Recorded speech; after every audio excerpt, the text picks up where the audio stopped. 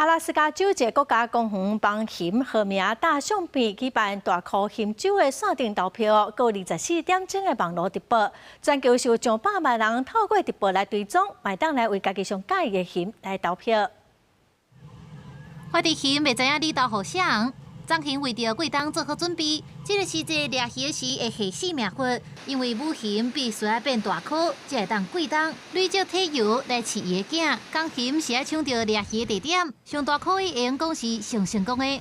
Bears need to get fat to survive, so I thought, wouldn't it be kind of fun to get people to decide who they thought was the fattest and most successful bear of the year? It really is an opportunity for people to think about how bears survive, what they need to do to survive, what the ecosystem provides them, and look at their individual success stories as well. 这是主办单位阿拉斯加州卡丁麦国家公园甲保护区所举办的大颗鑫礼拜线上投票，因为人类可能感觉因拢生甲真常，爱安怎分别？主办单位会替鑫号名甲分别特色，透过真侪只固定式的摄影机，现场24点钟直播，掠鱼甲浸伫溪内顶顶活动，拢看甲真清楚。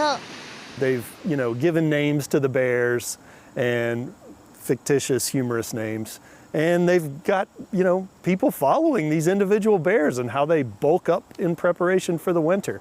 也就是讲，这寡张鑫的选手被风掠来一只一只，庆动是互人类观测因展现出的生命力来投票。这大约有2200只的张鑫生团要入选比赛，因爱定定出现伫布鲁克斯水墙去卡刀。每一年的9月、10月，暂停规个热人拢在找食物。